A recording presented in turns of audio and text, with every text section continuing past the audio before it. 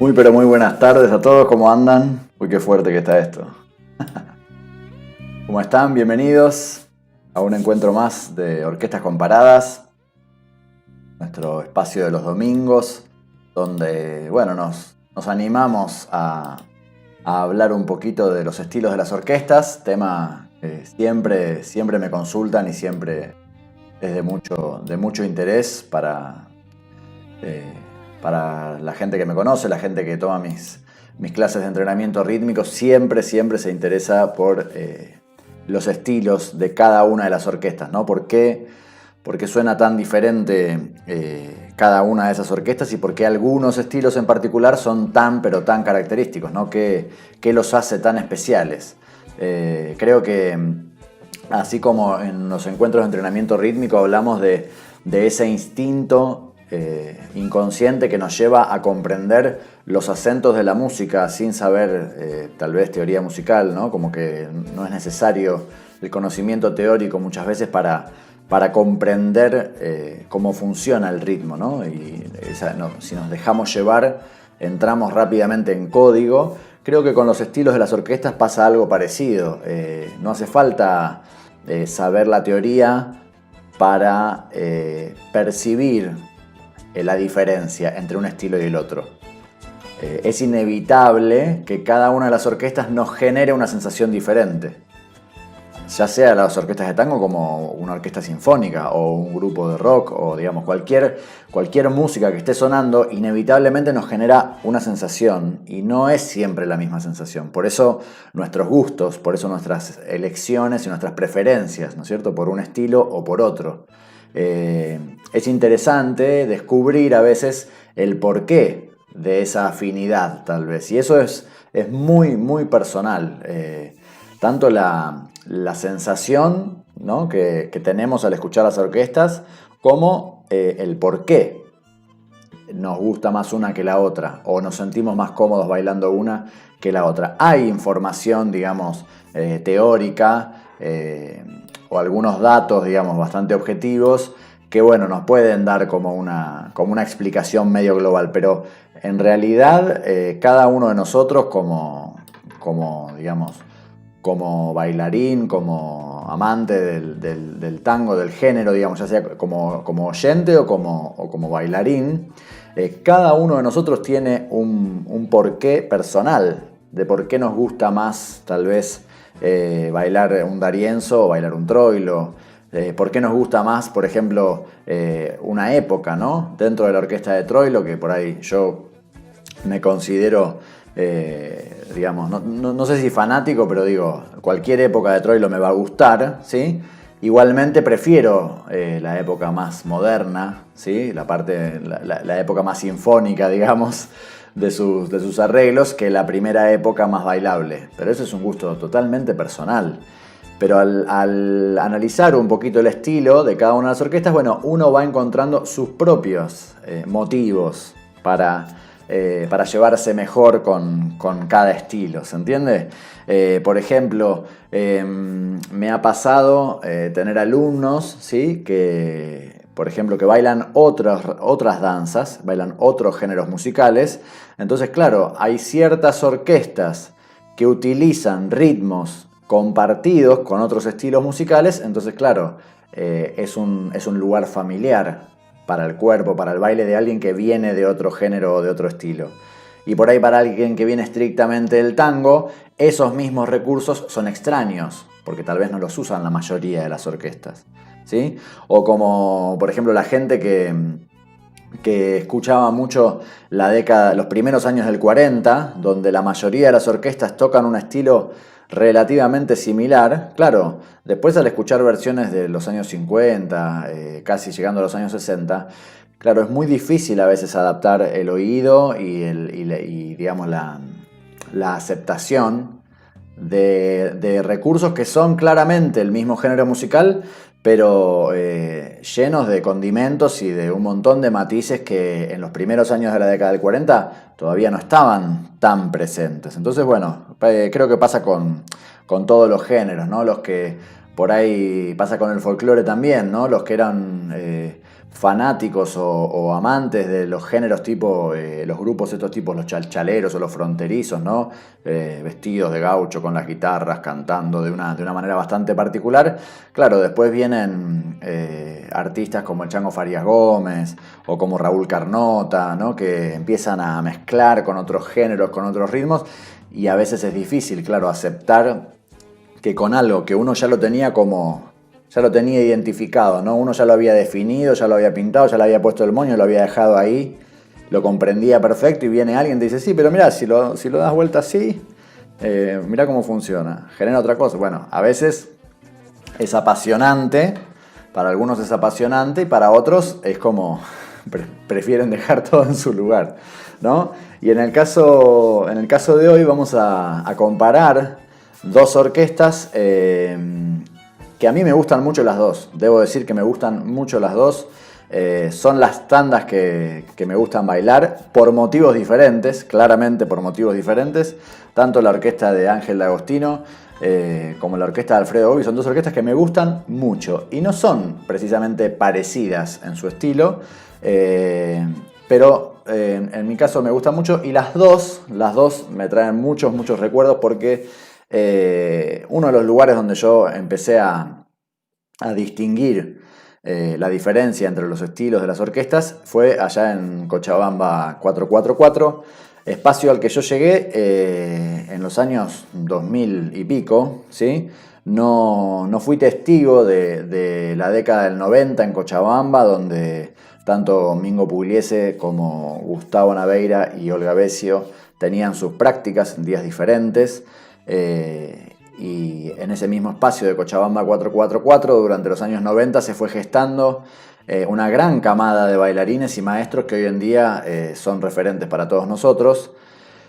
Pero yo llegué tarde, llegué como 10 años después a Cochabamba 444, a un espacio que se llamaba Los Jueves de Ana Postigo. En ese momento no se llamaba Los Jueves de Ana Postigo cuando yo llegué, se llamaba simplemente Los Jueves de Cochabamba. organizaba la queridísima Ana Postigo, y ahí, por una idea de ella, de Ana, de hacer unos carteles en cada tanda que ella elegía para pasar, se le ocurrió hacer unos carteles que decían no solo el nombre de la orquesta, sino que además especificaban si era cantada, quién cantaba. En general las tandas eran por orquesta y un mismo cantor en toda la tanda, y abajo tenía tema por tema, el título del tema y si era instrumental o era cantado, los datos que hicieran falta. Pero este detalle de informarle a la gente cuál era la tanda que estaba por sonar antes de que comenzara, para mí fue todo un aprendizaje. Porque bueno, ahora muchas veces suena una tanda y la reconozco. Y yo ya sé qué tanda es porque puedo reconocer la música. Pero hay orquestas que no las tengo tan en el oído, ¿sí? Qué sé yo, por ejemplo, no sé, se me ocurre Salamanca, o se me ocurre otra orquesta que a veces suena y no la reconozco. Por ejemplo, Domingo Federico es una orquesta que me cuesta reconocerla todavía cuando suena. ¿Qué otra orquesta? A ver. Orquestas por ahí que no escucho tanto. Claro, en esa época, cuando yo empecé a ir a Cochabamba, no reconocía nada. No distinguía una orquesta de la otra. Y este ejercicio de los carteles fue genial. Fue genial porque no solo me fue entrenando, no solamente me fue entrenando, en un momento ya no necesitaba leer el cartel, porque justamente ya había aprendido a reconocer la orquesta, pero no solamente me entrenó, sino que además me dejó como un precedente, como que no es lo mismo.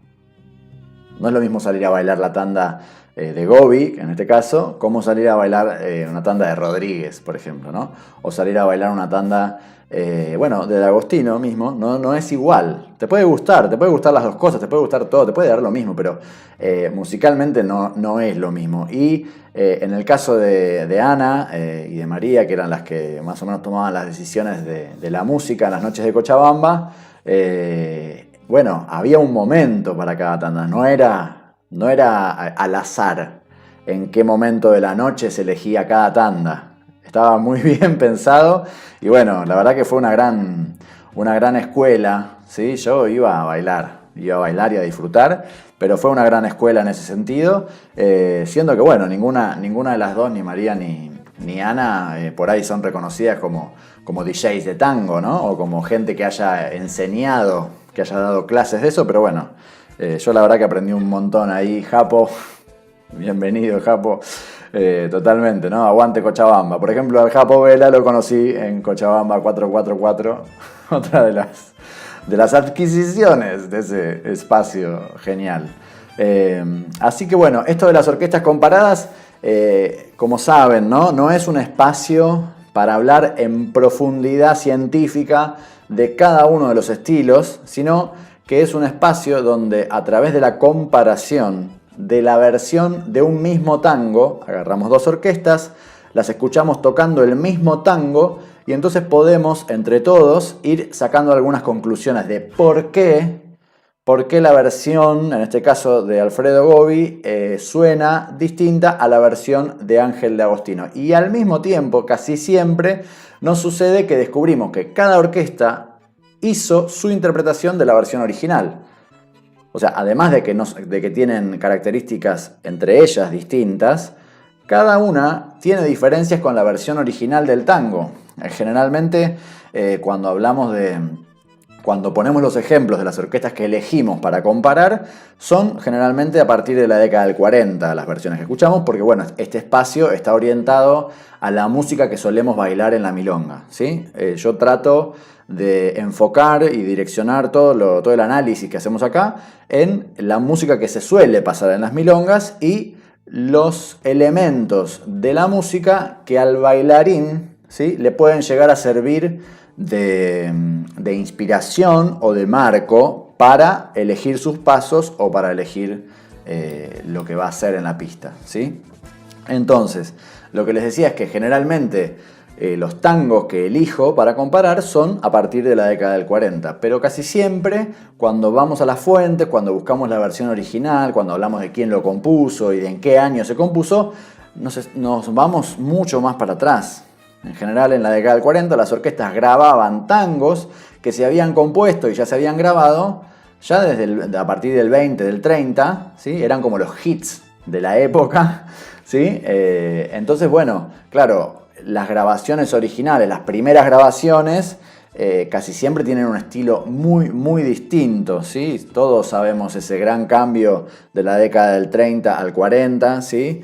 Y todos reconocemos rápidamente una música al estilo del 20, porque la sonoridad, el ritmo, la velocidad, los instrumentos que se usan, todo cambia muchísimo. Entonces, bueno, teniendo en cuenta esto, de que los tangos que solemos escuchar fueron compuestos antes de la década del 40, casi siempre hay bastante diferencia entre cómo lo encaró cada una de las orquestas y cómo lo encaró la orquesta que lo grabó por primera vez.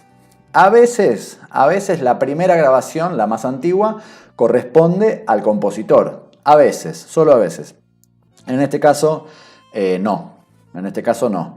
Está compuesta en una época donde, si no me equivoco, justo quería buscar ese dato. ¿En qué año, a partir de qué año se podía grabar en discos de pastas y se podía tener un tocadisco en casa con los discos de pasta? Ese dato, mirá, lo quería tener. A ver, vamos a ponerlo ahora. ¿Para qué estamos en la web si no podemos googlear un dato que necesitamos, ¿no? ¿En qué año llega a la Argentina los discos de pasta? Porque hay un dato histórico sobre el compositor del tango que vamos a analizar hoy que me llamó mucho la atención y me despertó esta duda. ¿A partir de qué año la gente podía escuchar música en un disco en su casa? ¿Se entiende lo que digo? A veces es difícil pensar que en una época no había forma de escuchar música en tu casa si no era con un músico que la tocara. ¿Se imaginan? Si vos querías escuchar una canción, tenías que cantarla o tenías que pedirle a alguien que la cante. No había discos, ¿sí? Por ahí había radio, bueno, la radio seguramente es anterior al tocadisco, pero me encantaría saber eso, pero no lo voy a encontrar rápidamente, o por lo menos el Google no me ayudó mucho. A ver, disco de pasta, historia. Si no lo encuentro.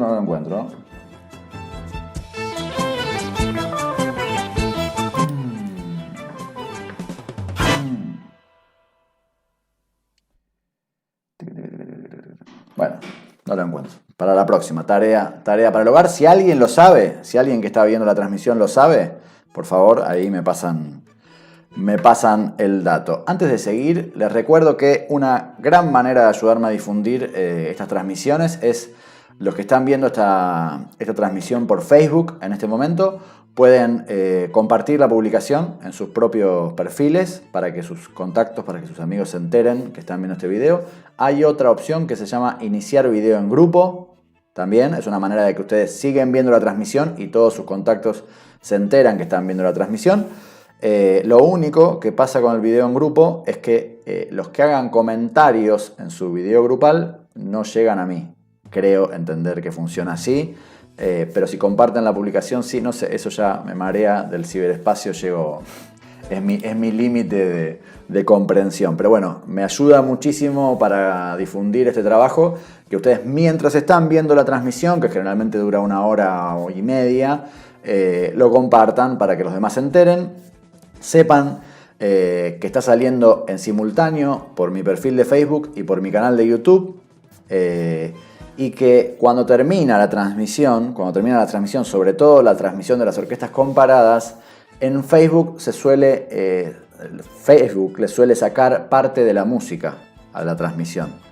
Si ustedes la ven en vivo, no pasa nada. Bueno, de hecho, la semana pasada ustedes me seguían viendo, pero a mí me decía, acá todo el sistema que tengo de streaming, que se había cortado la transmisión en Facebook.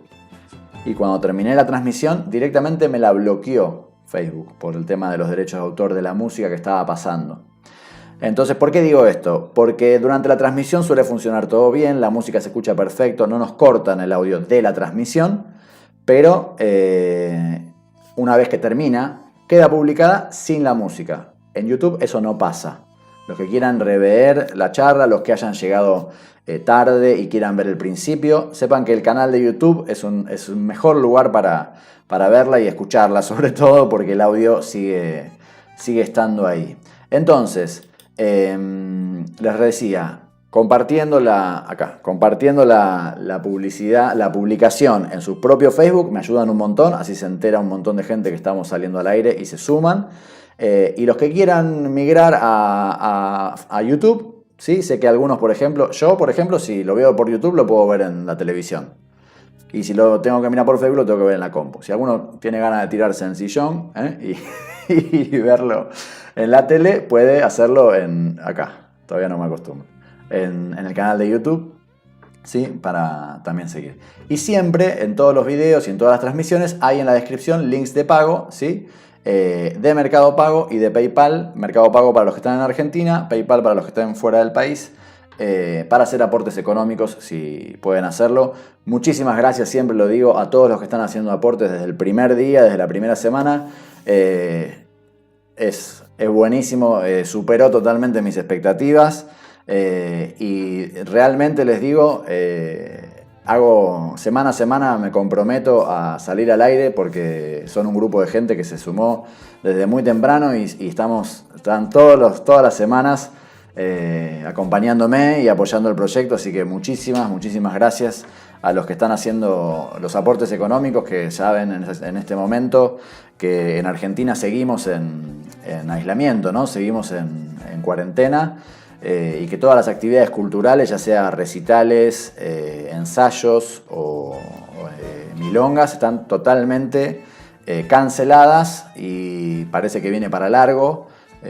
Va a ser un año, va a ser todo el año prácticamente, que no se va a poder ni hacer recitales con público, ni hacer espacios de baile, así que se imaginarán que poder conectarme con ustedes, brindarles mi conocimiento, mi punto de vista y que ustedes me hagan aportes económicos por eso es un milagro, un lujo total. Estoy súper agradecido, así que bueno, acá estaremos todo el tiempo que haga falta, que podamos, compartiendo esto que, como siempre digo, esto que amamos tanto, ¿no?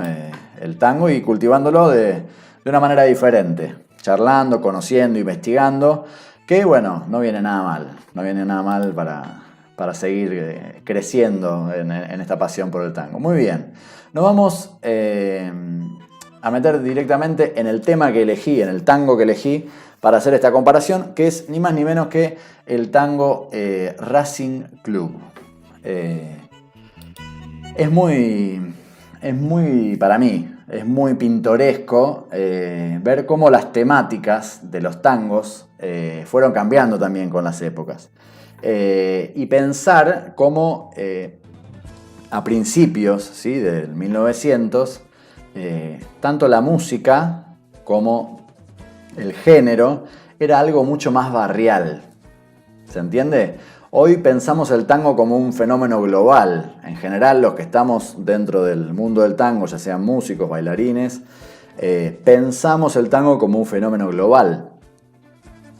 Pero al transportarnos de alguna manera a esas épocas, nos damos cuenta que era algo mucho más artesanal en sus orígenes, mucho más barrial justamente, ¿no? Y que la trascendencia tenía, como nada, geográficamente incluso, era más acotada, en la era de internet, en la era de que pasa algo en China y nos enteramos al día siguiente o a las horas ya nos enteramos de qué pasó, tenemos imágenes, tenemos entrevistas, bueno, en esta época donde la información viaja a tal velocidad, es interesante hacer un viaje en el tiempo e imaginarse cómo eran esas épocas donde esta composición, que ya tiene más de 100 años y que se ha grabado muchas veces y que la hemos bailado miles de veces y que se ha bailado alrededor del mundo, bueno, en el momento que fue compuesta, ni de casualidad aspiraba a trascender de esa manera, ¿no? Era una cosa mucho, mucho más modesta en sus expectativas, pero aún así, les voy a contar un par de cositas que encontré.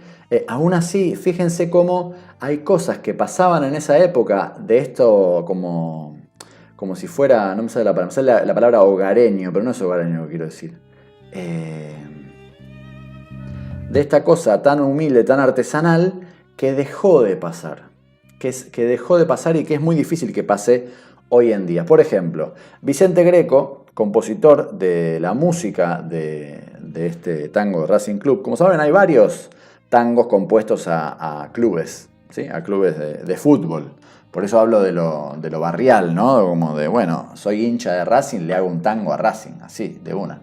O sea, es como, en vez de hacerle una canción desde la hinchada, le compongo un tango directamente, en homenaje.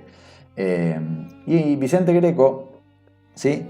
Nacido en 1888, cada vez que miro las fechas de los personajes que estamos, digamos, estudiando, de la gente que fue construyendo este género que hoy en día seguimos cultivando, no lo puedo creer. Directamente no lo puedo creer. Vicente Greco era de toda una familia de músicos. El apellido Greco sigue muy presente en el mundo del tango. Y lo que me llamó mucho la atención, a ver si encuentro acá, es que las composiciones se escribían y se vendían. Por eso me quedó resonando lo del tocadiscos. Y vivió pocos años. Vicente Greco falleció a los 37 y desde los 11, 14 ya empezaba a componer, o sea, ya inventaba canciones, las editaba, ¿no? Las imprimía en partituras y las vendía. Era un ingreso, era una manera de trabajar. Y acá, entre todas las cosas que encontré, en un momento habla de la cantidad de copias que había logrado vender de cada una de sus obras, y me impresionó. Me impresionó porque eso hoy sería algo, no sé si sería muy factible, que en el barrio, ¿no? A nivel barrial, alguien logre vender esta cantidad de copias. Por ejemplo, dice acá que el Morochito, que es otro de sus tangos, vendió 22.000 ejemplares. Sin contar, dice acá, las ediciones clandestinas. No existía la fotocopiadora, pero no sé a qué se refiere, copiado a mano. Pero vendió 22.000 ejemplares de partituras, no de grabaciones. ¿Se entiende? No es que vendió 22.000 discos. Vendió 22.000 partituras de un tango. Y no estoy hablando de que se lo compraron de Europa, de Estados Unidos. En Buenos Aires, digamos, ¿no? O sea, local. 22.000 ejemplares de una partitura de un tango. ¿Quién compró? A ver, de todos los que estamos acá, ¿quién compró alguna vez una partitura de música? Díganme. Nadie. Es una cosa muy rara hoy en día ir a comprar una partitura, ¿sí? Los músicos por ahí bueno, desde que está internet ni hablar. Yo he ido a comprar, durante mis años de conservatorio, he ido a comprar partituras y libros de estudio con partituras, pero de un tango, de uno solo, no sé. Les decía, el Morochito vendió 22.000 ejemplares, Rodríguez Peña, todos bailamos el tango Rodríguez Peña, ¿sí? Hay varias versiones, 12.000 ejemplares, y el flete, también compuesto por Vicente Greco, en un trimestre vendió 6.000 ejemplares, o sea, 2.000 partituras por mes de un solo tango, el flete. Este dato me despertó la duda, ¿sí? de qué acceso tenían las familias, qué acceso tenía la gente a la música. Quiero decir, si querían escuchar música, ¿qué tenían que hacer? ¿Tenían una radio para aprender y escuchar? En ese año estamos hablando, no dice la fecha de cada uno, pero estamos hablando principios del 1900, ¿sí? entre 1900 y 1920. Si querían escuchar música, ¿qué tenían que hacer? ¿Existía ya el tocadisco de pasta, la fonola, para escuchar un disco? ¿Era barato? ¿Cuánto salía tener una fonola? ¿Cuánto salía comprar un disco de pasta, por ejemplo? ¿No? Son datos que no tengo, que al ver esto digo, ¿por qué podría pasar esto? Que la gente comprara las partituras. Digo, claro, si no había discos, si no había radio, la única manera de escuchar música era que alguien la tocara. Si había en la familia alguien que supiera leer partituras, ¿no? Era, bueno, compramos las partituras y tenemos música nueva. ¿Cuál te sabes? Para Elisa. Bueno, pero ya la tocaste para Elisa. Queremos que toques otra. ¿Cómo hacemos para que toques otra? Y compramos una partitura, ¿no? Además las partituras, bueno, no sé si serán, supongo que sí.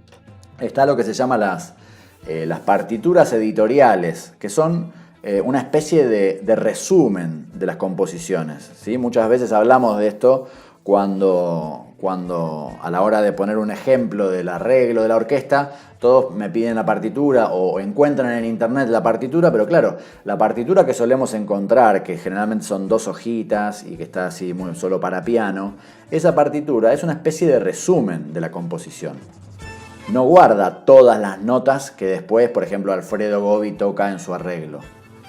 Ninguno de los 2 arreglos, ni el de D'Agostino ni el de Gobi, tocan exactamente lo que dice esa partitura editorial. No, la partitura editorial es como una especie de plano básico, ¿sí?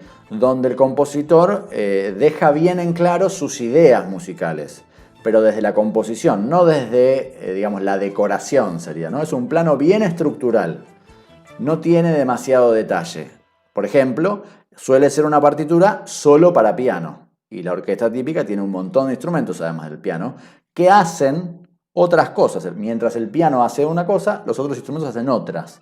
O sea que todas las notas que en esa partitura están resumidas en el piano, en la orquesta hay que arreglarlas, así se dice, que es una manera de volver a componer la obra, esta vez repartiendo los sonidos entre toda la orquesta y en general, además de repartir las notas que incluye la partitura editorial, se le agregan, a veces se le agregan notas, a veces se le agregan melodías completas y a veces, la mayoría de las veces, se les agrega sí o sí una interpretación, una manera de leer esas notas que están en la partitura editorial.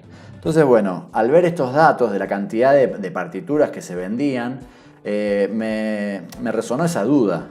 Si no sería tal vez en esa época la única manera de llenar de música la casa, digamos, ¿no? Las reuniones, las fiestas, tener ahí el cancionero, como en alguna época hacíamos, ¿no? Si el Japo sigue por ahí, si habremos tenido nuestras carpetas con canciones y acordes cuando no había celulares para googlearla, ¿no? Ahora vamos a las reuniones ahí con el celu y si piden una canción, googleamos y buscamos los acordes.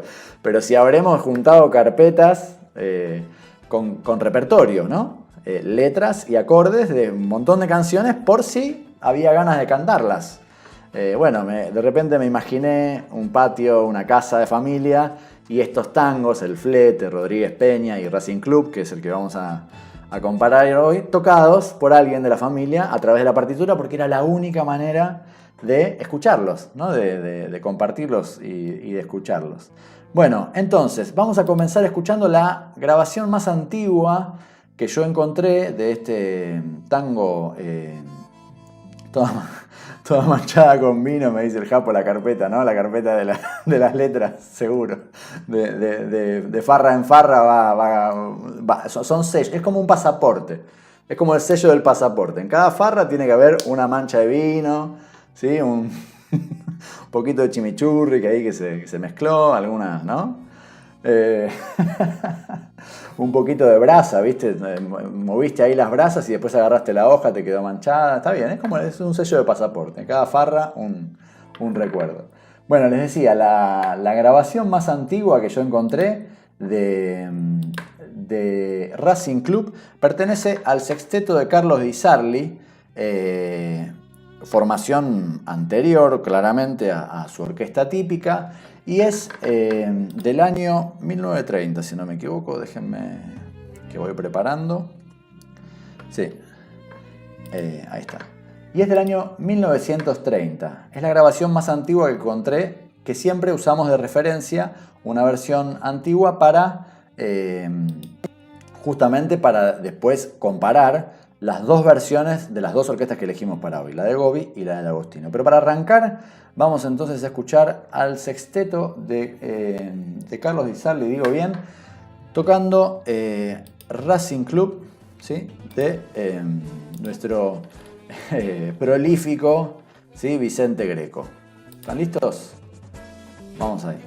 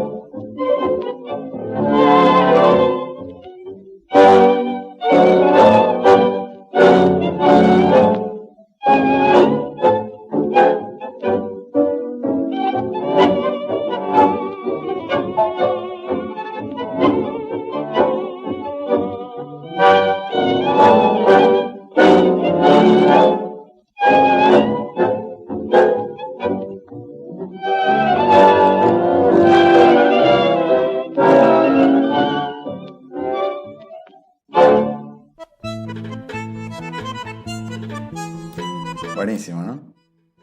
Esa sonoridad de las grabaciones viejas me encanta, me encanta. Bueno, ahí pasó entonces la grabación más antigua que encontré del Tango Racing Club en la versión de El Sexteto de Carlos Di Sarli, formación anterior a su orquesta típica, y es del año 1930. Esto es curioso, por lo menos para mí es muy interesante. Después, al escuchar las otras versiones, se van a dar cuenta que hay muchos rasgos, hay muchas maneras de tocar este tango que vienen de esta versión, de la primera versión. Muchas veces, bueno, uno va reconociendo ciertos estilos de las orquestas, va reconociendo algunos shades que se llaman, algunas maneras de tocar. Y bueno, cuando escucha un tango, dice, bueno, ok, esta orquesta siempre hace esto, estos arrastres, es como muy característico de esta orquesta. Claro, y de repente vas a escuchar la versión original y decís, no, en la versión original también estaba. Y ahí se vuelve, bueno, un misterio, ¿no? Saber si es que cada orquesta elegía el repertorio, ¿no? Teniendo en cuenta su estilo, tenía una afinidad con algunos temas y con otros según el tema, ¿no? Porque la composición ya los invitaba a seguir su estilo, o realmente agarran cualquier tango, no importa, y le ponen su estilo. Ese es un tema interesante para investigar, ¿no? ¿Cuánto realmente se puede transformar una composición al estilo de cada orquesta? y si no también hay que tener, por ahí hay que tener, a la hora de elegir el repertorio ya hay que hacer el primer filtro, ¿no? Eso sería muy interesante.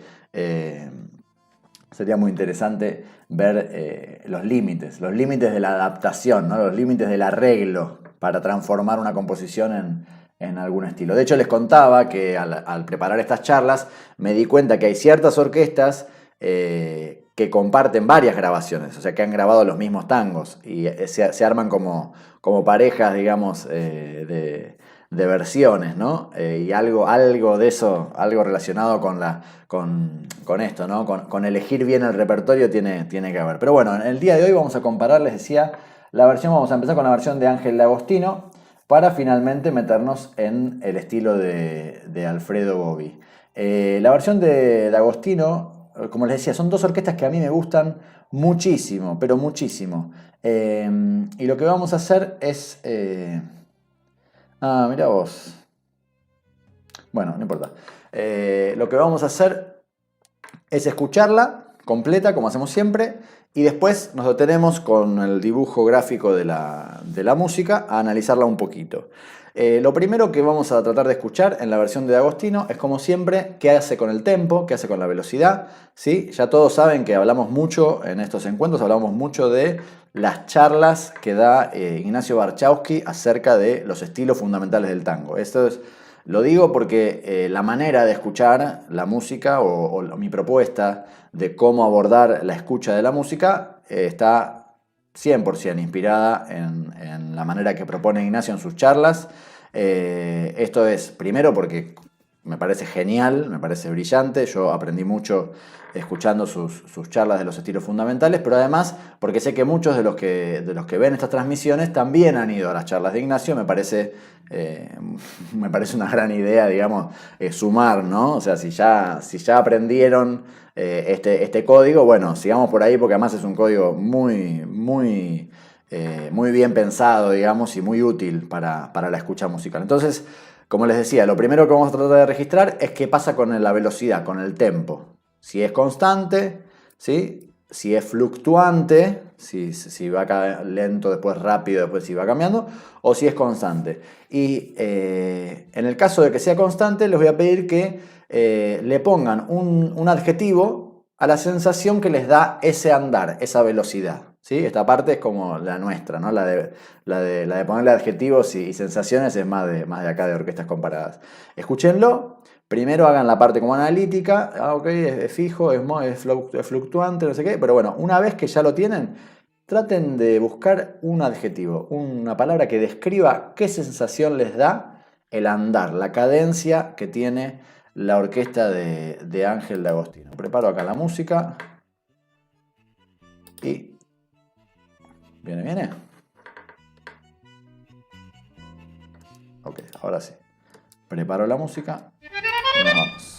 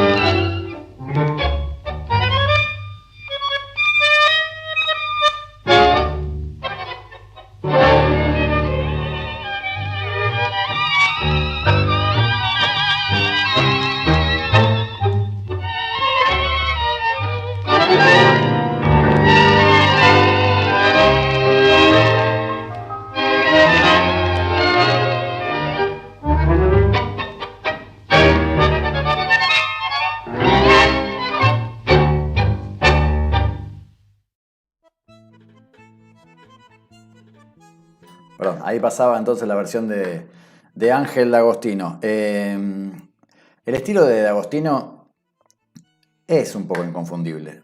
Es un poco inconfundible, es muy, muy, muy característico. Y voy a rescatar un comentario que muchos me han hecho sobre la música de la orquesta de Ángel D'Agostino, que es muy porteña. Es muy porteña, es el comentario que me hacen muchos tangueros, ¿no? Que también, cada vez que suena, dicen, esto es re porteño. Vos escuchás esto y te pinta el Buenos Aires del 40, o sea, enseguida se te viene la imagen de la ciudad porteña, ¿no? Y bueno, habría que ver por qué genera esa sensación, pero me llamó la atención que distintas personas en distintos momentos, sin que yo sacara el tema, hacían ese comentario, ¿no? Y bueno, hay algo de las orquestas en general, de las antiguas y de las modernas, que es que están las que intentan innovar y están las que se conforman con honrar el género. Sería, ¿no? Como una división que podríamos hacer. Las orquestas que intentan justamente diferenciarse a propósito, generalmente un recurso recurrente para diferenciarse es tratar de innovar, de hacer algo que nadie hizo antes. Y bueno, están otras que se dedican más, como yo digo, a honrar el género. Una anécdota aparte, en mis años de conservatorio, uno de mis maestros de flauta traversa, que yo adoro y quiero muchísimo, Claudio Aristimuño, maestro no solo de flauta clásica, sino también de la cátedra de flauta tango del Conservatorio de Avellaneda, me dice, ¿sabes lo que pasa? Me dice, esta música, estábamos hablando en este caso de música barroca, ¿no? Me dice, esta música viene de un lugar donde respetar la tradición es algo importante. Y la gente pone mucho empeño en respetar la tradición y tocarlo como se compuso o como se tocaba antes, ¿no?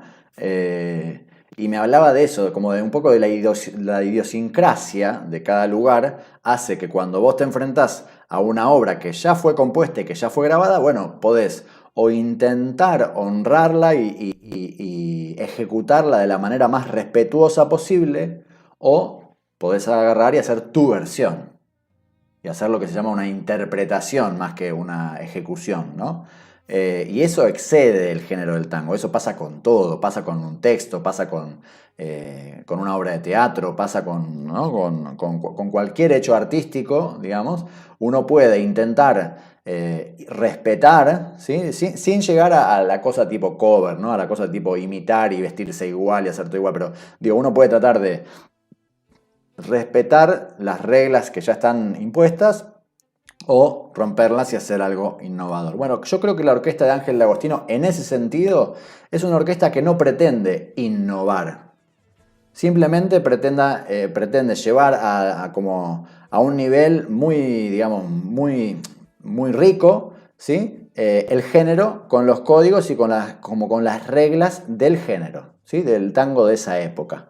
Y juega con esos elementos que el género le brinda, juega muchísimo y de una manera tiene para mí mucha gracia, tiene hasta sentido del humor por momentos en algunos de sus tangos, pero no rompe las reglas. Yo siento eso, como que no es transgresor, no es una orquesta transgresora, sino viene a innovar, viene a jugar con los elementos, con las reglas del juego. Y juega de una manera muy particular. Vamos ahora a ver el gráfico que siempre utilizamos para guiarnos un poquito en la escucha y vamos a ir deteniéndonos para escuchar algunos detalles.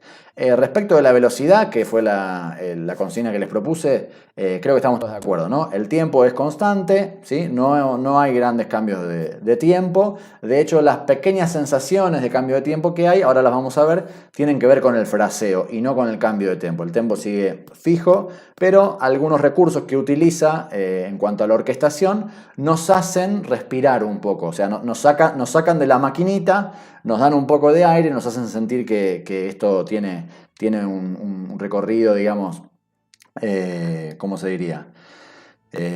No es todo igual la energía que nos transmite la música, pero no depende de la velocidad ese cambio y ese oxígeno que nos da, sino de cómo encara el fraseo de cada melodía. Entonces, nos vamos a nuestro espacio con la música y vamos a ir escuchando de a poquito y deteniéndonos en algunos detalles.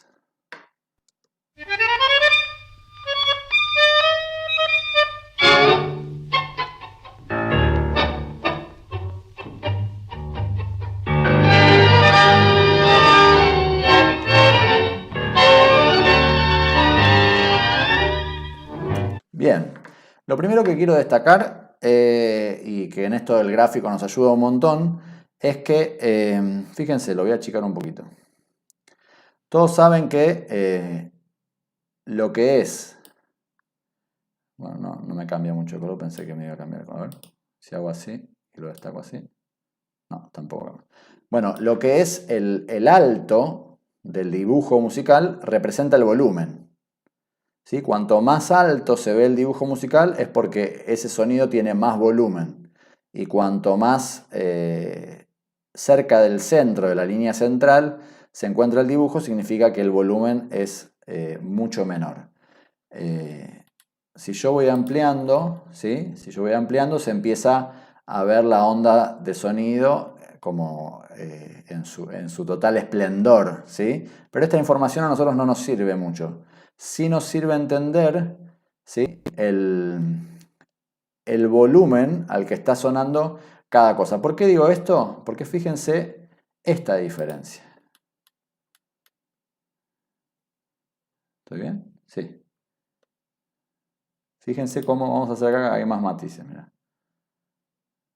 Cómo hay distintos niveles, ¿sí? De volumen, pero siempre con sonido. Y esto lo vamos a tener muy en cuenta, ¿sí?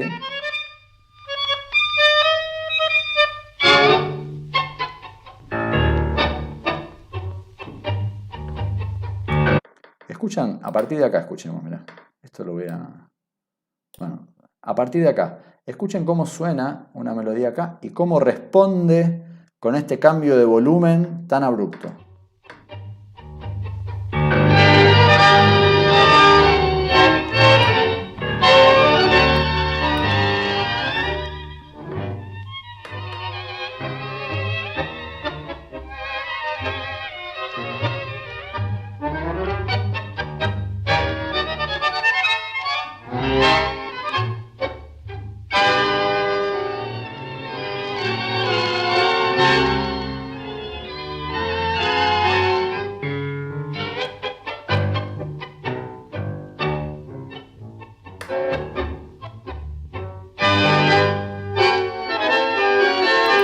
Bien, otra cosa que nos permite hacer el dibujo del gráfico es anticiparnos, ¿no es cierto? O sea, nosotros venimos...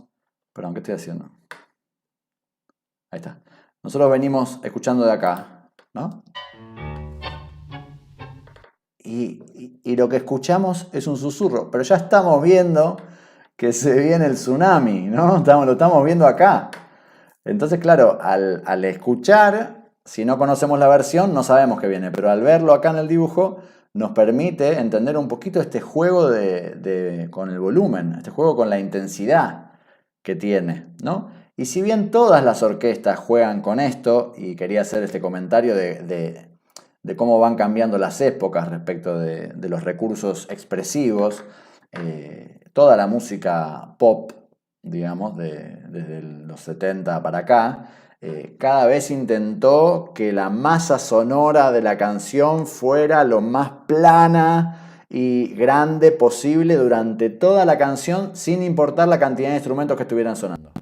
Hay un montón de procesos de grabación y de edición que hacen que ya sea una guitarra con una voz sutil o toda la banda sonando, siempre el dibujo de la música lo van a ver enorme y lleno de cosas. Lleno de cosas, como tipo casi agresivo. Bueno, este recurso de los matices, ¿sí? es muy orquestal, es muy orquestal, es muy de la orquesta sinfónica, digamos, ¿no? Y por eso también el tango como música popular genera tanta fascinación en el mundo. Porque en general los géneros que se consideran folclóricos, digamos, ¿no? Música popular típica, tradicional de cualquier lugar del mundo, si se ponen a pensar rápidamente, piensen chacareras, ¿no? De nuestro país, chacarera, Brasil, samba brasilero, el candombe en Uruguay, la música country en Estados Unidos. Piensen músicas que son como originarias. Y piensen en esto que acabamos de hablar, de jugar con el matiz y la sutileza de que la música vaya cambiando su volumen. No hay mucho de eso. No hay mucho de eso. Si pensamos, a mí me viene a la cabeza Japo, si seguís conectado me vas me vas a decir. A mí se me viene a la cabeza un festival de folclore, arriba del escenario, chacarera, pa, pa, pa, pa. Las voces fuertes, el bombo fuerte, las guitarras fuertes. Durante toda la chacarera. Por ahí después viene una samba, y en la samba todo tranqui. El bombo suave, la voz delicada, pero hubo que cambiar de tema para cambiar el volumen. En general, imagínense un candombe. Uruguay, cuerda de tambores. La masa sonora de esa música popular es constante. No hay este juego. Por ejemplo, un juego que se suele hacer en el candombe es cambiar de los parches a lo que le dicen la madera.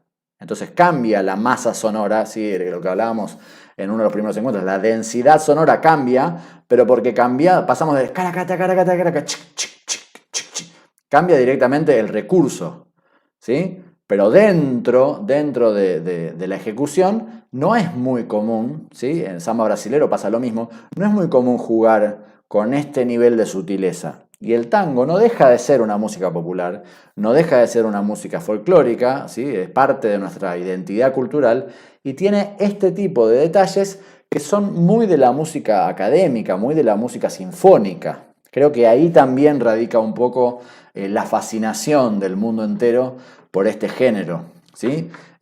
Algo parecido me pasaba a mí con la murga uruguaya. Yo estaba estudiando en el conservatorio, cantaba en el coro del conservatorio, cantábamos obras sí, de música clásica a varias voces y había que entender, bueno, cómo las armonías, cómo las sopranos cantaban una línea, los tenores cantaban otra.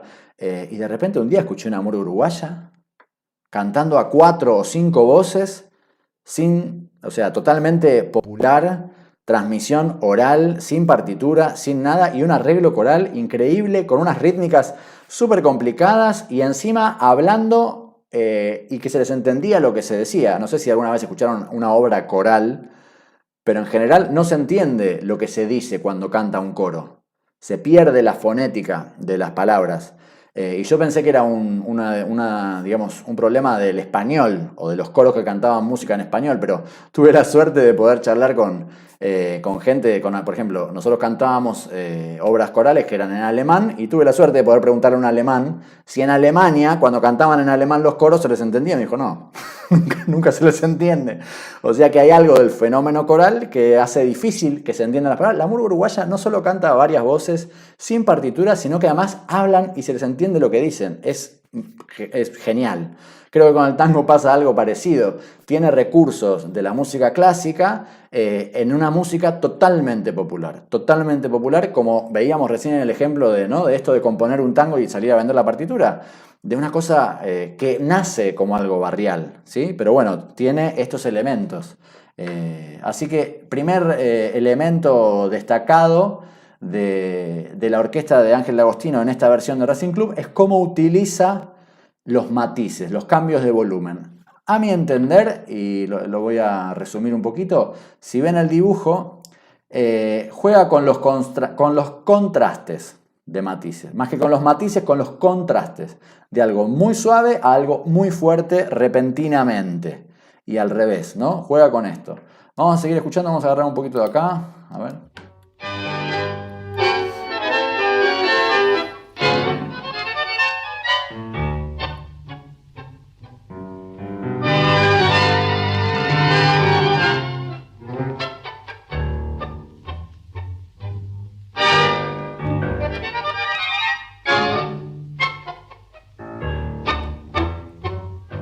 Bien, otro elemento que utiliza, que quiero destacar, vamos a seguir escuchando, presten atención, es que no hay muchas veces, no hay background. No hay detrás de lo que estamos escuchando un marcato, no hay un acompañamiento rítmico. Voy a poner de nuevo esta sección. Hay, ¿cómo se dice? Melodías tocadas como en tutti, ¿no? Como toda la orquesta, bandoneones y violines fraseando las melodías y algunas respuestas del piano, tum, tum, tum, tum, tum, tum, ¿no? Pequeños comentarios, como se le dice a esas notas que contestan a veces con las melodías, que conversan con las melodías, pero a veces, muchas veces a lo largo del tango, no hay acompañamiento, no hay background. Escúchenlo. Perdón, ahí.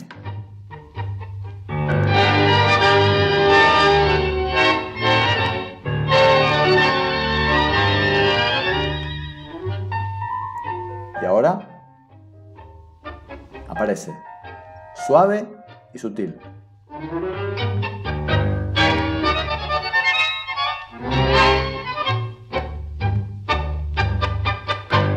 Ahora sí.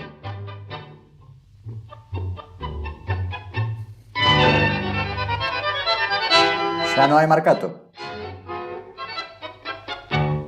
Volvió.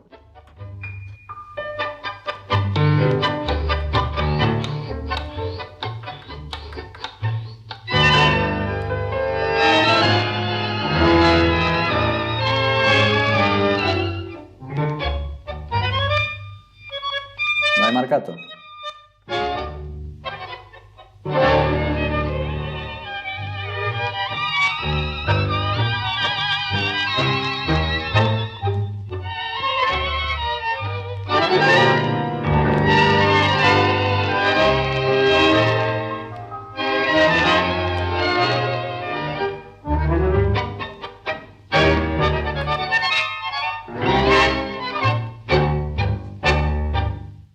Bueno, ¿se dieron cuenta cómo dosifica el marcato? ¿Sí? No lo usa como una regla básica, ¿no? Como una premisa, sino que lo dosifica. Yo creo que con una formidable, digamos, maestría para administrar ese marcato, porque la verdad es que en ningún momento nos falta. Mi sensación no es que en un momento, uy, acá me haría falta un marcato para entenderle el ritmo a este tango. No, es como, ¿sí? El criterio que utiliza para dosificarlo, creo que es muy inteligente y muy sutil. Ignacio Barchowski en sus charlas tiene un término que me encanta, que es el sentido de la oportunidad, ¿no? Entender a la hora de arreglar un tango cuando la música te brinda una oportunidad. Así como te brinda la oportunidad de meter un comentario, porque la melodía ya terminó y tenés un par de tiempos libres, tum, tum, pam, patapatalam, trin, trin, cualquier comentario que meta el piano, bueno, es una oportunidad que tenés. Si lo haces mientras la orquesta está tocando la melodía y bueno, estás como peleándote con la composición, pero la misma composición te da la oportunidad en algún momento de meter ese comentario. Y en este caso, lo del marcato, lo de sustraer el marcato, también creo que es un gran sentido de la oportunidad. Cuando la melodía es tan rítmica o tan clara rítmicamente que el marcato puede no estar. ¿Qué pasa? Al no estar el marcato, son más instrumentos tocando la melodía. ¿Se entiende? En esta balanza, si tenemos 4 bandoneones y 4 violines, ¿sí? O somos 8 tocando la melodía, o somos 4 y 4. Y volviendo a esto de la época y de las cuestiones más hogareñas que van condicionando los estilos, recuerden que estamos hablando de orquestas que tocaban en lugares al aire libre sin amplificación, sin micrófonos, tocaban en los clubes o en los carnavales, donde sea, al aire libre generalmente y sin micrófonos, sin amplificación. Entonces, todo lo que aportara a que el sonido fuera, a que esto de la densidad sonora de la que hablamos fuera más grande, venía bárbaro, sobre todo para lo que es el estilo bailable. Entonces, bueno, otro recurso que quiero destacar de la versión de Ángel D'Agostino es esta manera de dosificar el marcato, pero no como algo disruptivo, no como algo, mirá qué original que soy, acá no te hago el marcato, no, sino como una inteligencia de reconocer cuando la música lo requiere y cuando la música no lo requiere. Porque la sensación rítmica de continuidad no se pierde en esta versión, ¿sí? Aunque no haya marcato. De hecho, otro de los recursos que utiliza es la acentuación, como les decía, bien contrastada. No intenta ser sutil con los acentos que mete, son bien claros, incluso durante la melodía. Vamos a ver si puedo poner algún ejemplo sobre el final. A ver acá. Fíjense cómo... A ver, saca. Sí, fíjense cómo... vamos acá. Cómo mientras todos están tocando la melodía, igual hay notas de la melodía que se acentúan muy notoriamente. Vamos a escucharlo.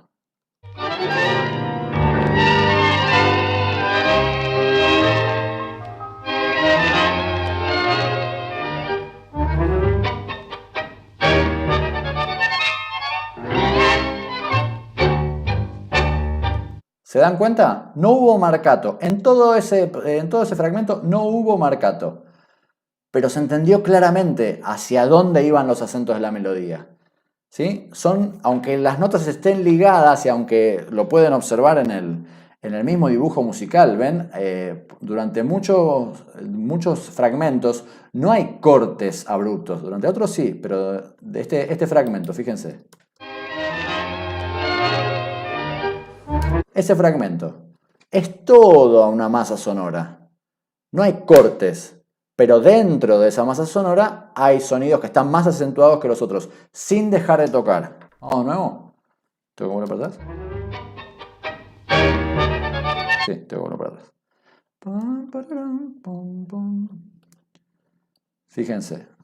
Fíjense cómo no hay cortes. Mira, podemos ir un poco más atrás. ¿Se dan cuenta, no? Sigo pasando y no hay ningún corte. Siempre hay sonido. Vamos acá. Acá sí hay marcato.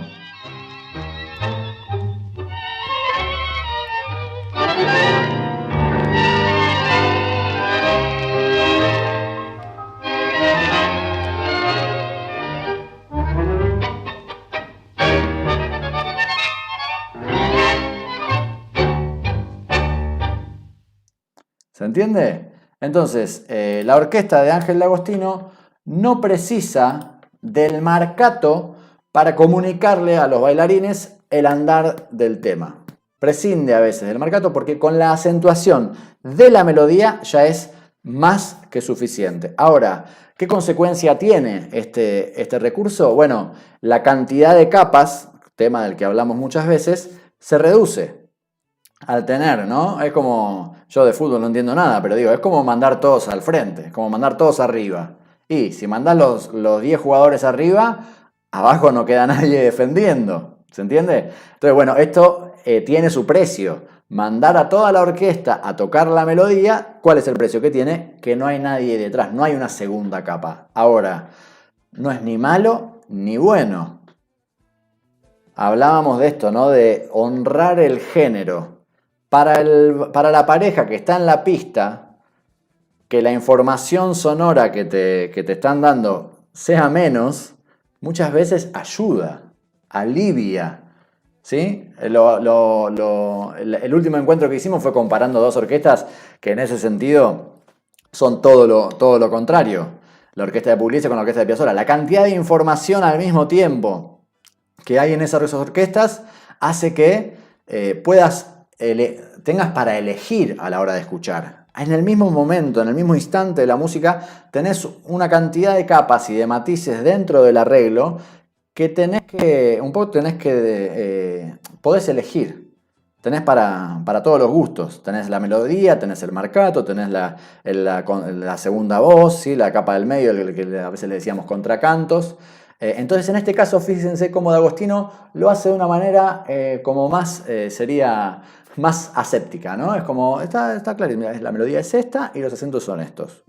Tipo, falta que diga, si necesitas alguna información más me la pedís, pero yo elegí darte esto. Que creo, me gustaría pensar, creo que es suficiente para lo que vos veniste a hacer, que es bailarte un tanguito, ¿no? Fíjense cómo es un recurso muy diferente al que usaba la orquesta de D'Arienzo con el mismo fin. Habíamos hablado que la orquesta de D'Arienzo chan, chan, chan, chan, chan, todo el tiempo tenía ese marcato presente a gran volumen y con una firmeza tal que, claro, a la hora de bailar no importa la melodía, no es que no importa la melodía, digo, no importa qué ritmo tenga la melodía, siempre vas a tener el ritmo del marcato para agarrarte y para sentirte, para sentir el compás de la música, el rey del compás, ¿sí? El rey del compás no dejaba de tocar el compás en ningún momento. Fíjense cómo D'Agostino logra algo parecido, que es que no pierdas la sensación del compás en ningún momento, ¿sí? Pero sin recurrir al marcato, sino recurriendo solamente a la acentuación bien clara de algunos momentos del compás a lo largo del tango. Y bueno, cuando la música lo requiere, ¿sí? Cuando esto es el sentido de la oportunidad, aparece un marcato, pero fíjense que en ningún momento apareció de una manera, con un volumen alto. Si se fijan bien, lo pueden volver a escuchar. Cada vez que aparece el marcato es una delicatessen. Es como una cosa muy, muy sutil. Casi, sí, nada, genial. Para mí son detalles que son muy geniales. Bueno, tenemos que pasar a la orquesta de Alfredo Gobi. Orquesta que, como todos saben, en las milongas no es de las más escuchadas y tampoco es de ser del agrado de la mayoría de los milongueros. Si bien todo el mundo lo respeta, Alfredo Gobi, en ese sentido, por lo menos no me ha tocado escuchar a nadie que lo critique, ¿sí? En las milongas, bueno, no hay muchas tandas de Gobi. No hay muchas tandas de Gobi. Y por ahí, en la charla de hoy, analizando su estilo o los recursos que utiliza, podamos descubrir un poco el porqué. El porqué no es tan amigable para ser bailado, ¿no? Hablábamos en la charla anterior de la orquesta de Pugliese, que si bien no tiene, que si bien tiene algunas personas que prefieren no bailarla y otras que la prefieren, ¿no? Si tienen sus fanáticos y la gente que le gusta más una cosa más rítmica, si bien tiene sus afectos, ¿no? sus seguidores y la gente que no la prefiere, utiliza, lo habíamos visto en la charla anterior, utiliza un marcato que es muy amigo de la caminata. El marcato en dos de Pugliese es muy amigo de la caminata del tango. Claramente está pensado para ese andar, ¿no? Y bueno, veíamos cuántas veces recurría a ese recurso del marcato en dos y cómo, bueno, de alguna manera era una tregua con el bailarín, ¿no? Che, yo te banco, mirá, te estoy dando ahí para que camines, no te estoy dejando en banda. Y arriba de eso hace una magia, ¿no? Pugliese. Pero bueno, en este caso vamos a ver qué hace Gobi con todos estos elementos y con todos los recursos que tiene a mano. Pero antes de escuchar la versión de Alfredo Gobi, quiero compartirles dos cosas. Primero, les voy a dejar en los comentarios del video en Facebook, seguro. Digo seguro porque ya lo hice esto y comprobé que llega lo que yo escribo y que ustedes lo ven. Entonces, en Facebook les estoy dejando ahorita mismo, a ver si, en los comentarios, un link a un video que hay en YouTube de justamente una charla completa de los estilos fundamentales del tango por Ignacio Barchowski, analizando en profundidad el estilo de la orquesta de Alfredo Gobi, ¿sí? Está en YouTube, no hace falta que se vayan ahora a verlo. Pueden mirar hasta el final mi transmisión y después van. Pero es súper interesante, como todas las charlas de Ignacio, ¿sí? Y hay algunas que están en YouTube de los primeros años de su ciclo de charlas Y esta está disponible, está completa, es súper, súper interesante.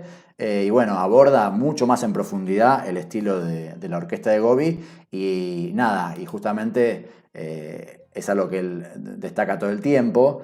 Son tan sutiles a veces algunos recursos estilísticos que bueno, ahí es donde, si bien es súper interesante profundizar y conocerlos, a veces para el que tiene que tocarlo es fundamental saberlo, pero para el que tiene que bailarlo, por ahí hay ciertos detalles que son inabordables desde el cuerpo.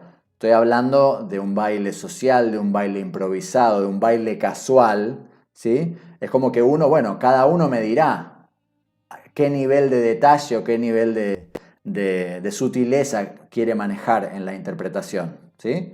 Esto en el arte es un camino casi infinito, ¿no? Cuanto más sutil o cuanto más detallito se puede ser no, o sea, no hay límite. Así que bueno, ahí les dejo entonces el link. Les decía que en Facebook estoy seguro que queda registrado y en YouTube estoy haciendo exactamente lo mismo.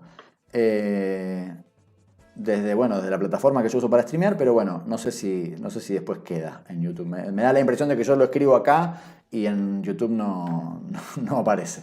Pero bueno, además de esa charla, que los invito cuando terminen de ver esta transmisión, que le den una mirada, en esa charla Ignacio hace oír unas palabras de Astor Piazzolla acerca de Gobi, ¿sí? Y yo tengo el video de ese momento y lo quería compartir con ustedes. Perdón, no es que yo tengo el video está disponible en internet, está en YouTube, ¿no es cierto? Yo lo único que hice es mejorarle la proporción de la imagen. El video que está en YouTube está como, no sé, está como apretada la imagen. No solo porque es una grabación cuadrada, porque es una grabación de televisión en blanco y negro, sino que estaba más apretada todavía y digamos, las proporciones de la imagen estaban alteradas. Entonces, bueno, yo me tomé el trabajo de corregirlo, pero el video está disponible para que lo escuchen y lo vean. Vamos a ver. Sí, señor. Primero lo vamos a ver pantalla completa y después vuelvo yo. Vamos.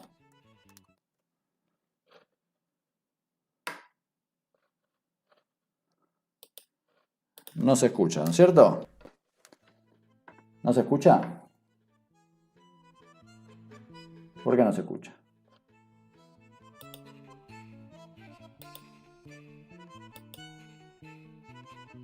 ¡Qué suerte! Che, a ver, perdón, ¿se escuchó la música que puse antes? Ah, sí, se escuchó. Ahora ya entendí, perdón. En teoría, si no se escuchaba este video, tampoco se tendría que haber escuchado la música de antes, pero ahora ya en mi cabeza entendí por qué sí. Bueno, vamos de nuevo. Ahí lo tenemos a Don Astor, vamos. Seguimos. ¿Sabes por qué te hablo de la madrugada? Porque me acuerdo de Alfredo Gobi. Bueno, sí. Decime una cosa, Astor.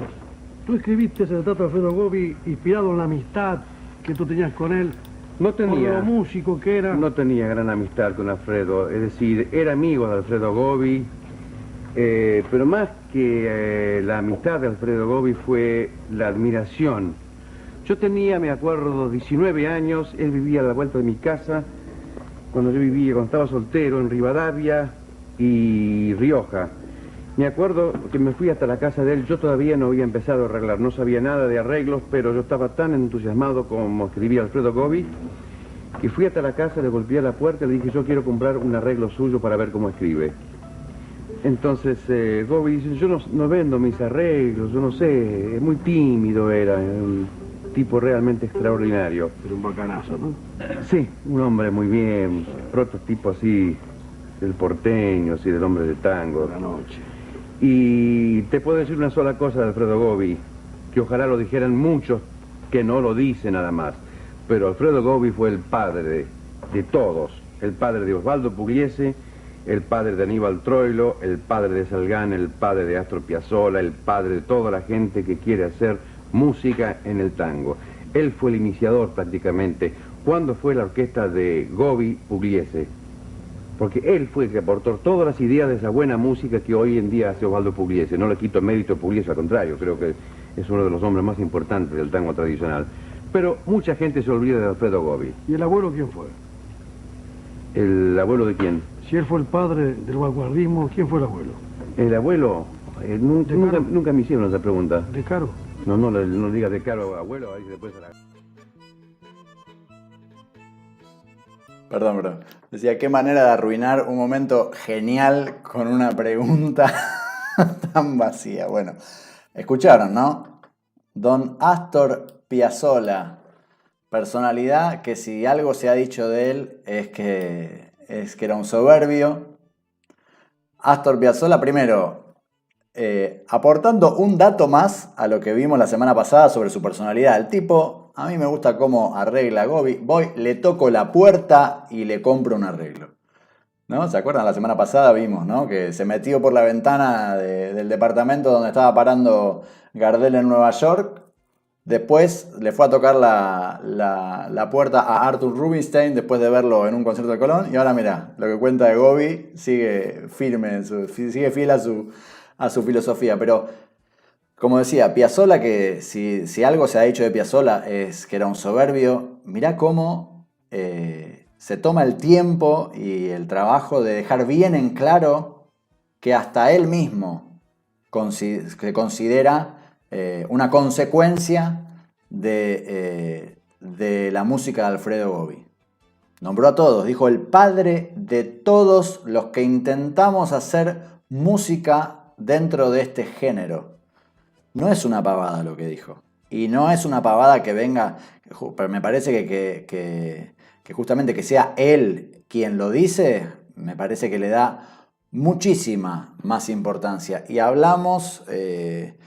ayer hice una transmisión que disfruté muchísimo para compartir, para difundir un poco la música de Marco Antonio Fernández, un amigo, un joven bandoneonista increíble que está haciendo transmisiones todos los días desde su perfil de Facebook junto a su padre. Bueno, ayer hice una transmisión a través de mi canal en el que charlamos con ellos están en Monte Grande.